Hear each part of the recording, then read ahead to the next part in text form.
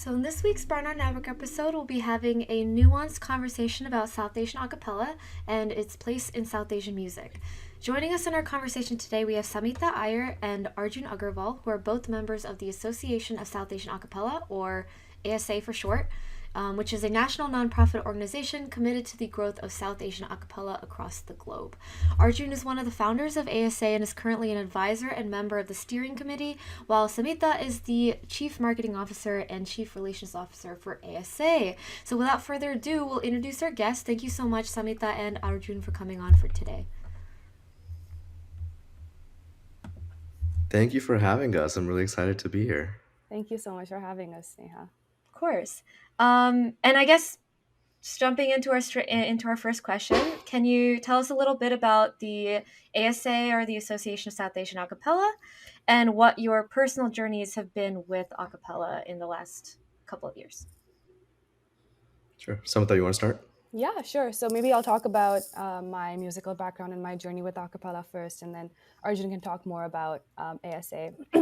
So for me, I was born in a musically trained, musically inclined family, so it's always been a huge part of my life. I mostly grew up in India, and I learned Carnatic classical music. I also performed various, folk music, light music, contemporary music styles in and outside of school.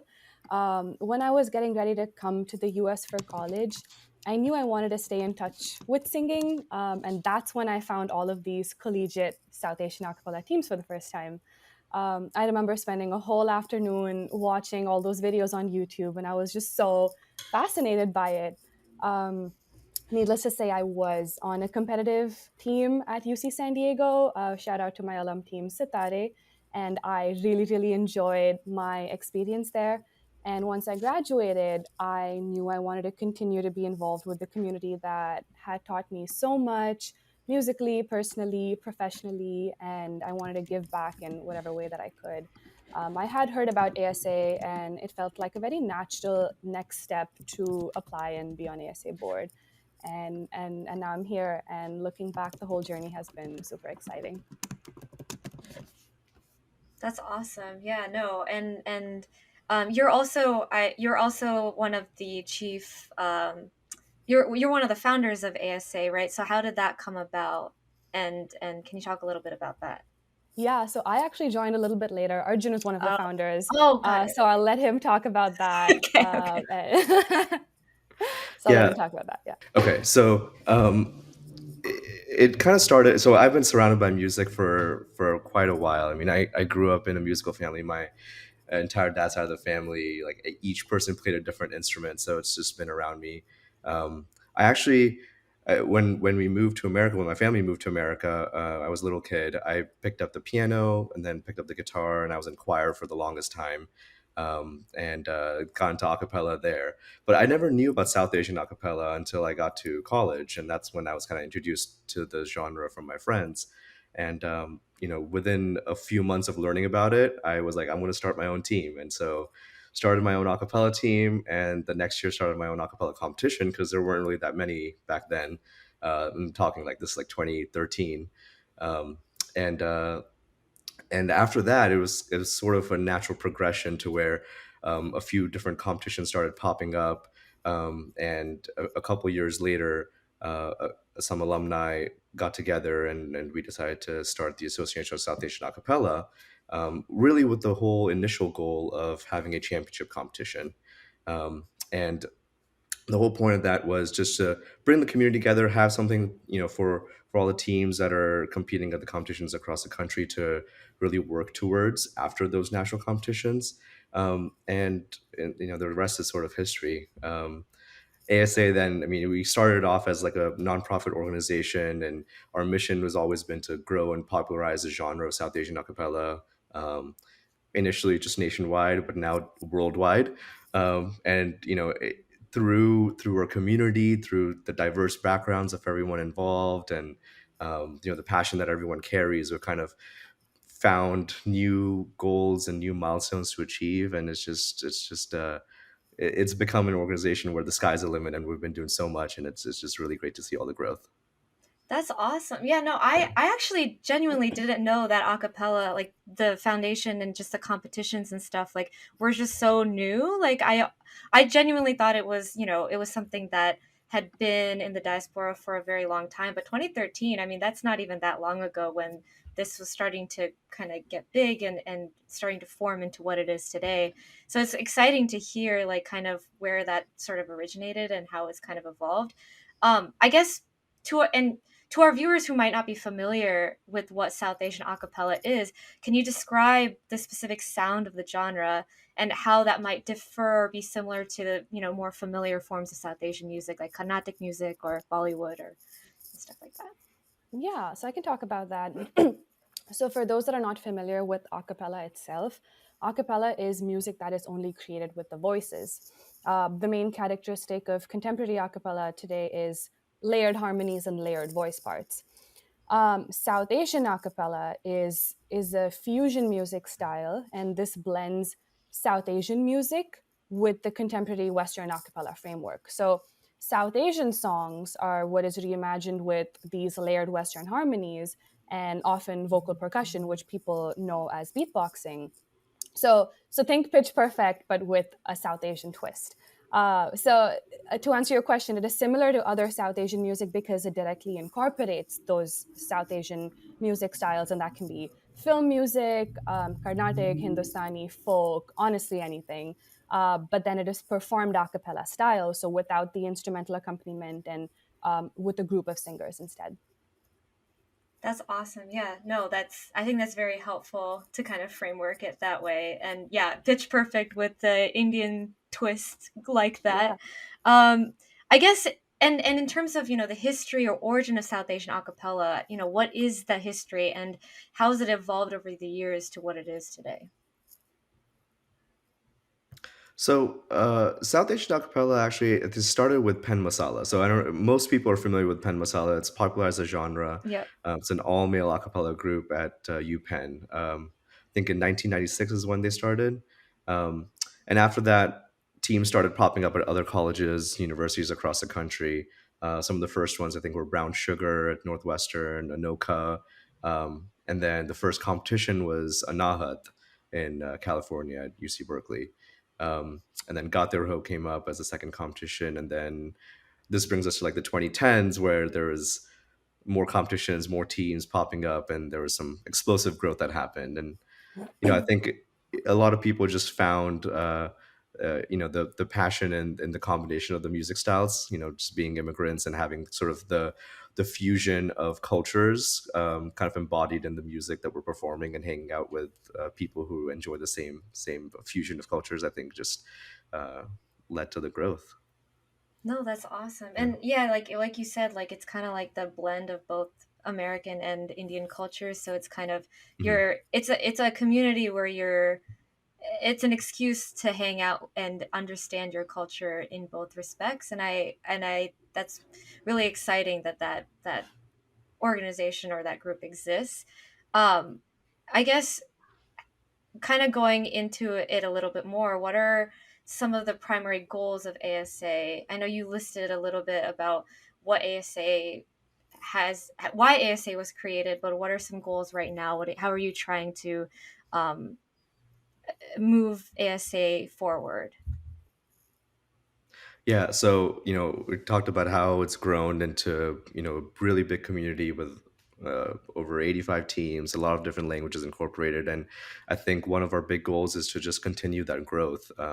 We really want to see teams just pop up and succeed at universities across the country and even across the world. We're really working on a lot of community initiatives to have teams work together on creating music and collaborating on various projects. Content creation is one of our top goals, so that's a big effort. We obviously host the All American Avaz Championship, which is our national championship at the end of every season, and that every year it gets better and better. And we talk about it every time we have a debrief at the end of the season. We're like, wow, this could not get any better. But lo and behold, the next year it's bigger. So it's always fun to go to those championships. we have new initiatives popping up, like the alum cars, our alumni team that actually was around from the very beginning, took a little bit of a hiatus because of COVID, and now it's kind of back and doing a lot more. We're recording our first album now.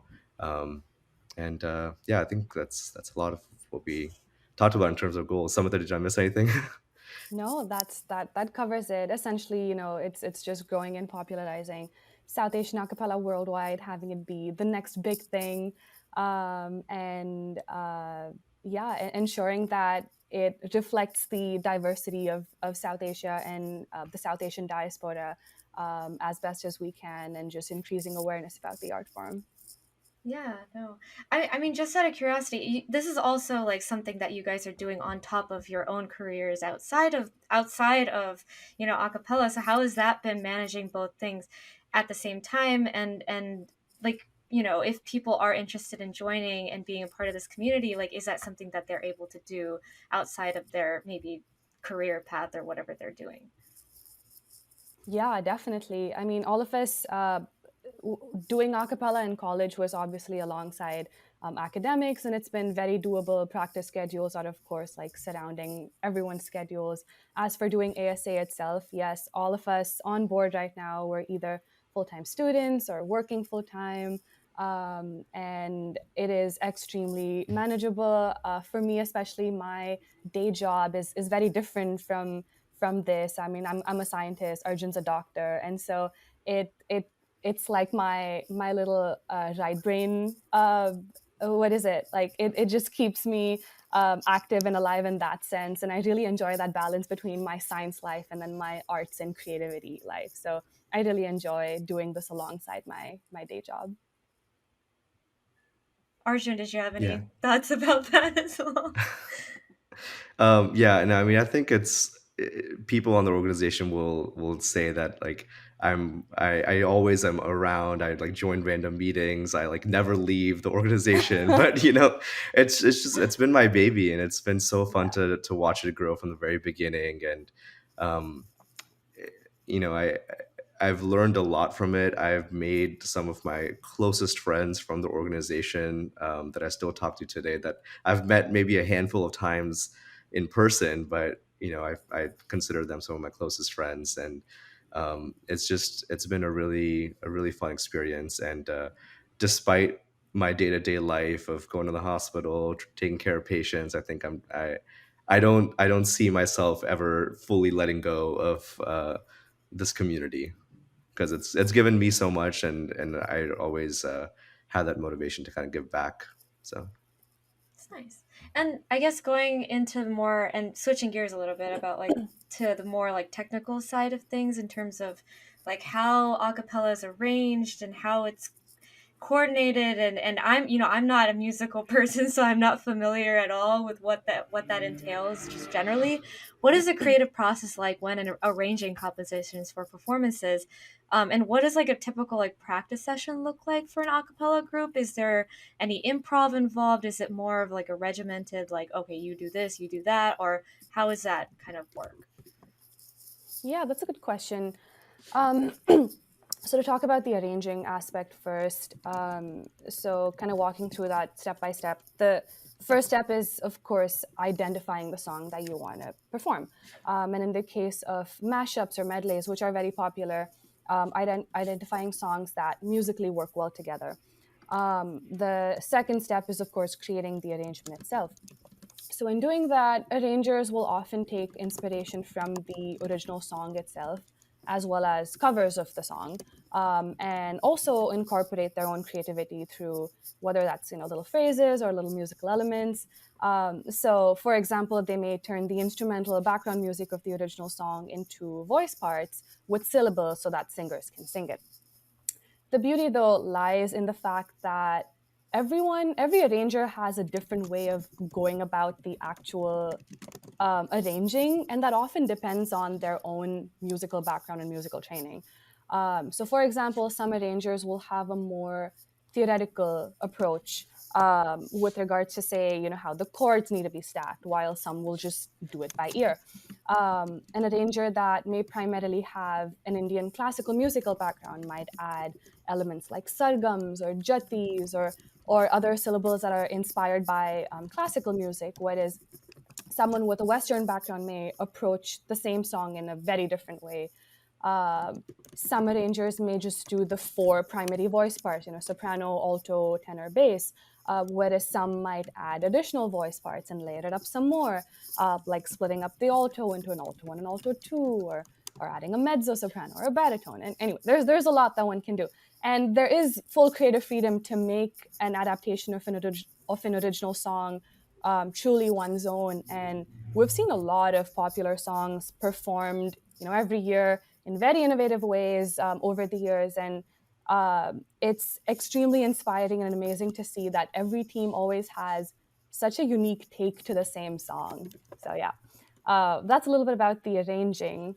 And then you asked about practice as well as improv, right? So as for practice, um, typically we'll start off with warm-ups or vocal exercises. After that, a practice session can look very different depending on the goals of the team and what time of the year we're in. For example, are we at the start of the school year? Are we approaching a competition or a performance, or are we towards the end of the season? Based on that, you can see teams working on learning their voice parts, perfecting them, incorporating dynamics which help vary the emotion and the power levels of the song, or achieving perfect blend and cohesion amongst everyone in the team. And then our competition performances, which are about 8 to 10 minutes long, require some choreography. So you can imagine the importance of breath control when you're starting to learn choreography and then build the stamina to be able to sing and do the singing plus the choreography. And then finally, what we would do is just work on perfecting all of it together, right? The performance, the entire performance, which is the vocals, the choreography, expressions, stage presence, and mic technique. We're all holding individual handheld mics. And of course, different groups may have different ways of practicing and perfecting all of these aspects, which is really fun and exciting to see. And the last part, you talked about improv. There is typically not much improv, just because these arrangements tend to be written and learned beforehand. One thing I want to talk about, though, it's sort of a tradition now, which is a beatbox battle, essentially where after most of our performance events, they will host a beatbox battle where all the beatboxers come on the stage and they do a little freestyle routine to showcase their skills and their beatboxing talent. And these are sometimes improv. Nice. Cool. Okay. With that, we will pause and let Arjun take his call, Sorry. and then we I'm will come so back. sorry. I'm so sorry. Thank you so No much. worries. Oh, I'll pause the recording. All right. All right. So, a big part of South Asian A Cappella is the inherent fusion of both Bollywood and English music, and you guys kind of talked about this a little bit before as well. So, like, what are some challenges that come with fusing or mixing the two genres together? I mean, there has to be. I mean, there's so many layers of different understandings of music, different backgrounds. Like, are there any challenges that you have to face during those practice sessions, and or while you're composing the music? Yeah, I mean it's definitely challenging. I think in the beginning it was a lot more challenging, and over the years, over time, like getting used to it, you kind of start hearing those different elements. Um, but it's all about the musicality. You try to listen for um, the different parts of each song and each genre that worked well together. The transitions, the different chord structures, different keys, rhythms, etc. And something that's even more important when dealing with South Asian music, especially with classical South Asian music, is the different ragas that the music is in and how that kind of fits in with Western music, which is not traditionally um, arranged or written in that same structure as a lot of classical Indian music is. So that's an art that I don't think even I've mastered yet after what like set 10 years of arranging and things like that. But it's definitely a very very big challenge, and beyond just the way the songs fit together, it's also but how the arrangement as a whole fits with the voices on your team. Everyone kind of has their own unique tones and timbres and ranges of pitch that they're comfortable singing in, and genres of music that they're comfortable singing in, languages they're comfortable singing. So you really have to create an arrangement that fits all those aspects and works well with the group of singers that you have. Um, there's a word that one of our other directors used to use, and this phrase, it's turning a lot of South Asian songs to a cappella, is almost antithetical to the original composition's intent, because it takes a lot more creativity and skill to land something that fits when you're fusing different genres together, versus just like writing a song from scratch. So Right, right. I mean, just out of curiosity, and I apologize if we're going a little off script here, but like what's the tryout process like when it comes to a cappella? Like what are you kind of evaluating when people come in for that process? And because it just seems like there's like your talent can be in a lot of different realms. Like how are you evaluating who comes on board and who doesn't? every team sort of has their own way of doing it, and it even that like evolves from year to year just based on who the musical director is or who the officers are. um, I think the most common thing I've seen is the only requirement is show up and sing 1 minute of an English language song and 1 minute of a South Asian language song, and that's it. Right. And it's sort of it makes it very easy for the people auditioning, to kind of have the freedom to pick their song. And it also lets the people who are listening to the auditions kind of know what the singer's strengths are in terms of genre and language, etc. So that's kind of what I've seen, and each team sort of uses those auditions in various ways to kind of base their selection. Right. Um, yeah. Cool. Yeah, no. And I guess like is there like a training process that happens in the first stages or beginning when a group is forming? Is there any like icebreakers that you guys do to try to get to know each other a little bit? Because I feel like there needs to be some, I don't know, some sort of like understanding between, or some sort of I guess I I don't know how to like, there has to be some sort of chemistry between the people. How do you build that, especially when a group is completely new and haven't known each other, you know? Yeah. I mean, Samantha, do you want to take this one? Yeah, sure. I can talk about what I've seen and what I can think of. So, of course, like any other group that has a united goal here, in this case, of course, the goals of an a cappella group would be to create and perform good music. And if the team is competing, you want to do well in competitions, go out there and place at competitions. And if teams that share this goal, there is naturally a sense of bonding that is created. But yes, of course, in my teams, we did a lot of bonding activities, get to know each other, our strengths within music, but also outside of music, because we want to work together as best as we can, taking all of this into account and do our best out there when we're performing or when we're competing. So I think every group has its way of going about bonding activities and getting to know each other throughout the course of the year and throughout the course of multiple years as new team members are joining and graduating members are leaving the team. So yeah, it's very interesting, very dynamic. Cool. And I guess kind of shifting gears a little bit, has there been any pushback or oppositions towards this very particular type of genre? Because especially within like South Asian circles, or maybe older people within South Asian circles who grew up with the more traditional like Carnatic background or something, like if so, like why do you believe that exists, and how do you combat that kind of negativity within our social circles in this? Yeah, that's a very good question. I have seen this pushback more with the traditional South Asian music, such as like the Carnatic music, like you mentioned, for example. Those classical styles, I would say, are definitely, at least at the moment, definitely among the minority when it comes to song choices, but still widely performed. The reason why this might exist, I think, is because people look at this as modernizing or westernizing what has been passed down and cherished for centuries. And this is understandable. I see the concern about preserving the authenticity and the integrity of these ancient musical forms. But I do want to emphasize that the intention behind South Asian a cappella is most definitely not to disrespect or dilute traditional music or honestly any other original forms of music, but rather to just present it in a unique and engaging way. And I also think it makes these complex genres like classical, South Asian classical music is not easy to digest for everyone.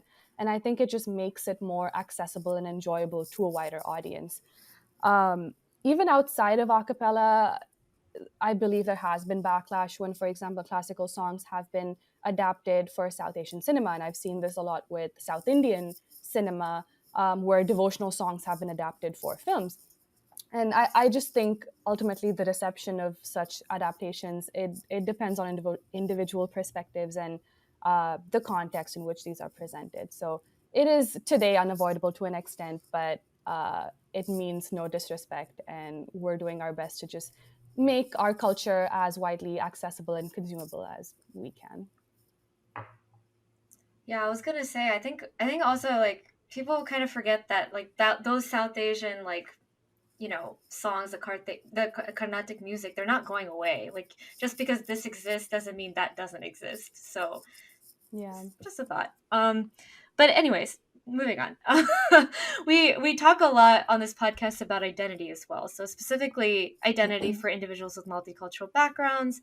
How has acapella played a big part in developing the South Asian aspect of your identity specifically? Both of you can answer. Yeah, I can maybe kick us off. Um, Firstly, yeah, multicultural backgrounds. I think South Asian a cappella is a great musical parallel to our everyday lives as first, second, third generation immigrants in the US. At home, we follow certain traditions, we celebrate our festivals, eat our South Asian food, speak our mother tongue, all of that. And this is a huge part of who we are. But once we step outside of our houses, whether we're at work or at school, we are, of course, immersed in the Western culture around us. And that has also become a huge part of who we are. And for those of us that grew up in or spent a large chunk of our lives in the US and with family roots in South Asia, a lot of us struggling to identify as one or the other, this is a unique space where these dual identities harmoniously coexist. So that's the beauty of that. One thing that I found for myself, but have also seen and heard, especially as teenagers, I feel like we're more drawn to the culture around us and we want to conform with the majority of our peers. Um, I did grow up in India, and it's ironic that I say this, but in my experience, that was what trying to westernize our way of living. Clothes, food, language of conversation, musical choices, all of that. And I think leaving home and coming to the US for college, getting involved with South Asian A Cappella allowed me, and I'm sure a lot of us, to, in a way, rediscover and express our South Asian culture and identities together as young adults. And also provided us with a very supporting community of like minded individuals who have shared similar experiences and backgrounds. And together, we've been able to showcase our culture and heritage. Um, and it's also provided us with a safe space to share our passion for both South Asian and non-South Asian music. And all of this has been extremely eye-opening and has really helped shape our identity, I think.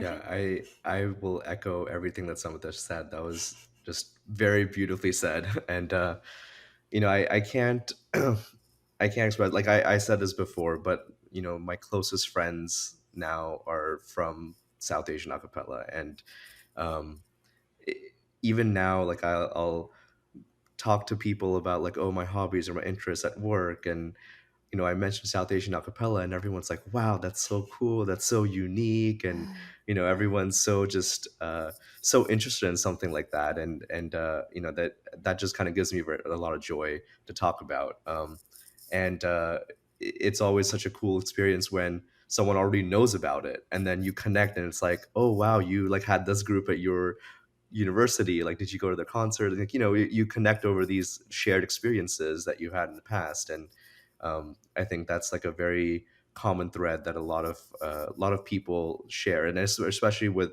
the growth of the genre, it's getting more and more pervasive, and more and more people will know about it, and it just allows you to kind of build that community. And a small note I want to add is that the genre is so meaningful to us in with South Asian origin, but it's not just for people of South Asian origin. We have so many people um, from different backgrounds from all over the world, and we're very inclusive as far as like letting people be a part of it. I mean, there are no restrictions to be a part of any of the teams, competitions, any of the organizations that kind of host events. And we can't I can't really speak for them, but from what I've seen, I believe that everyone who's involved just really enjoys the experience, and the commonality, the universal language of music kind of shines through, where everyone sort of enjoys the creativity, the talent, and the intricacies of kind of putting together these fusion arrangements. So yeah.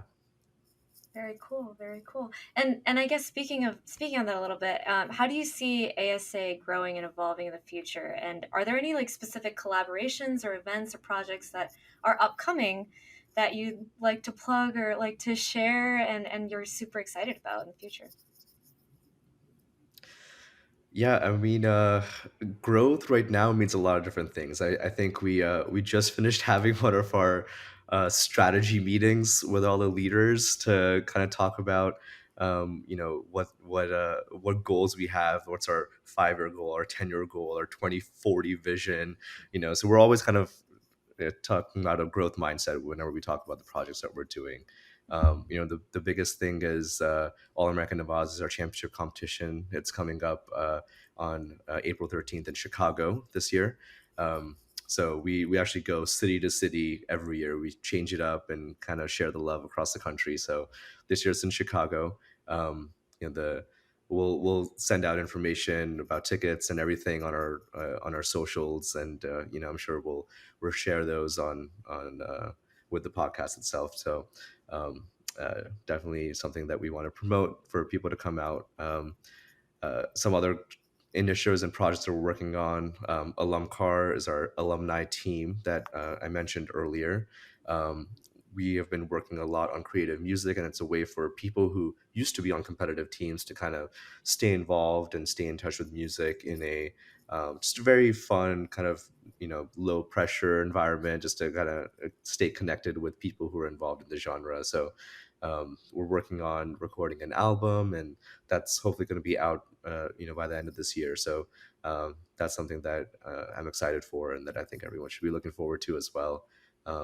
Something that I'll let you kind of talk about more projects. She's a lot more closer to the projects and initiatives this year. So Yeah, there's a lot of community engagement projects that have been coming about, annually, occurring every so often, as well. But I think growth itself could mean a lot of different things for us right now, since we are so young and we're constantly growing, and we have such an ambitious group of volunteers. So that could be our teams, our competitions and other performance opportunities. We want to see more teams in more different states, more universities around the country, more competitions and showcases to give our teams enough opportunities to showcase their work, and give everyone the recognition, and the visibility that they deserve. And we are one small subsection of the greater music community in the world, and we're always looking for more avenues to share our art form. We want South Asian A Cappella to be the next big thing, and to be recognized worldwide. And we're always looking to work with other organizations, media outlets, such as Redefining ABCD, to be able to share the art form and what we do as ASA, and bring awareness to ASA and South Asian A Cappella. And one of our biggest things, through all of our community initiatives, is just having this art form be accessible to all those that are interested in trying it out. So creating more learning and performance opportunities for those that are not in college, or even have access to a collegiate a cappella group in their schools. And yeah, we're hoping to see through some exciting collaboration opportunities this year. And honestly, we're always open to collaborations and honestly any kind of support from people that are also interested in helping this art form grow. Yeah, that's great. And as a final question, what advice would you give to younger POC singers and creatives who might be looking to join ASA or join an a cappella group, or someone who's looking to register their group as an organization part of ASA? What advice would you give to them? So for the first part, if you're looking to join the South Asian A Cappella community, I would say don't overthink it. Just do it. Uh, a lot of major universities have established South Asian A Cappella groups, and the community is so welcoming of interest and talent. So don't be afraid to put yourself out there and reach out. You, as we mentioned before, you don't need to have any prior a cappella experience to join. So for now, just focus on honing your own musical skills. And yeah, a cappella was definitely one of the most magical things that I've ever been involved with. And if you love music, you will definitely not regret pursuing it. If you don't have access to an a cappella group, or you're looking to start an a cappella group in your university, or even just get involved and you don't know how, reach out to us. That's one of the biggest things that we're doing, constantly looking for ways to support people that are interested in pursuing the art form and passionate musicians in general. And we'd be so happy to support you, and even connect you with others that we know who we think could help you. Arjun, if you want to add anything else. No, nothing to add. You covered it. I mean, coming from someone who like started a group out of scratch, started a competition out of scratch, like I'm gonna echo that same advice. Just go for it. I mean, you learn along the way, and it's only it's gonna be fun. You're gonna make a lot of friends. You're gonna just have a good time and get to enjoy a new form of music that, yeah, you may surprise yourself with how talented you are in it. So Yeah. just do it. And with that, we will conclude this episode of Brown Art Network. Thank you to our listeners for tuning in. If you'd like to get in touch with Samhita or Arjun or want more information on ASA, we'll put their website and social media information in the description under the episode so you guys can go check that out. Samhita and Arjun, thank you again for your time. This was so lovely to talk to you. And yeah, I hope everything goes well for ASA, and I hope to see more from the organization in the future. Thank you. Thank you for having us on. Thank you so much for having us. We really enjoyed this. Thank you. Great. Okay, I will pause.